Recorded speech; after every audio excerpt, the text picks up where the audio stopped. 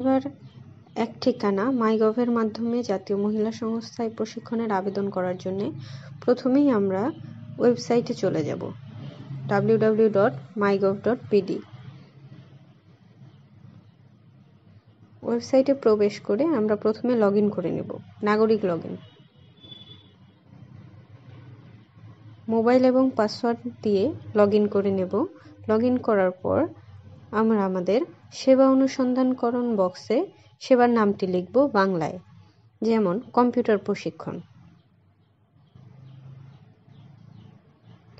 এভাবেও আমরা প্রশিক্ষণ সার্চ দিয়ে দেখতে পারি, অথবা মন্ত্রণালয় অথবা দপ্তর ভিত্তিক মেনু থেকেও আমরা সেবাটি খুঁজে নিতে পারি।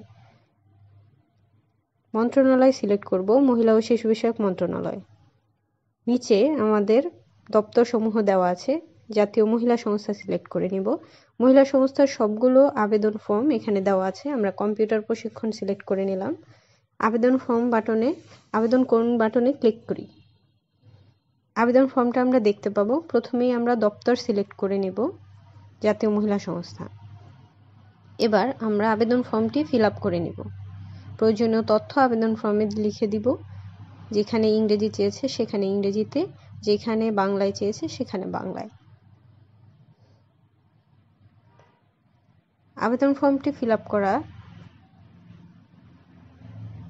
আবেদন ফর্মটি সম্পূর্ণ ফর্মে যেসব জায়গায় স্টার মার্ক দেওয়া আছে সবগুলো অবশ্যই ফিল আপ করতে হবে।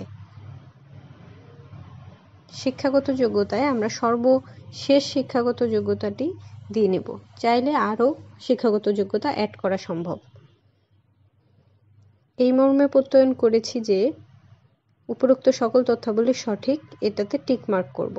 এবার স্বাক্ষর এবং সংযুক্তিগুলো দিয়ে দিব। স্বাক্ষর, ছবি এবং বাকি সংযুক্তিগুলো আমরা ছবি অথবা পিডিএফ দিতে পারি। সর্বোচ্চ সাইজ হবে 1 MB।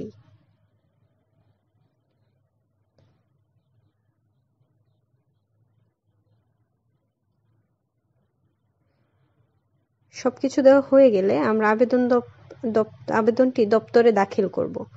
যদি কোনো কিছু বাকি থেকে যায় সেক্ষেত্রে আমরা খসড়া আবেদন প্রোফাইলে সংরক্ষণ করে পরে কাজ করতে পারব। আবেদনপত্রটি দপ্তরে দাখিল করুন বাটনে ক্লিক করলে আবেদনপত্রটি দপ্তরে চলে যাবে। আমরা আমাদের ড্যাশবোর্ড থেকে চেক করে নিতে পারি আমাদের আবেদনটি জমা পড়েছে কিনা। ড্যাশবোর্ডে গেলেই দেখতে পাবো আমাদের আবেদনটি সংশ্লিষ্ট দপ্তরে প্রেরণ করা হয়েছে। ধন্যবাদ।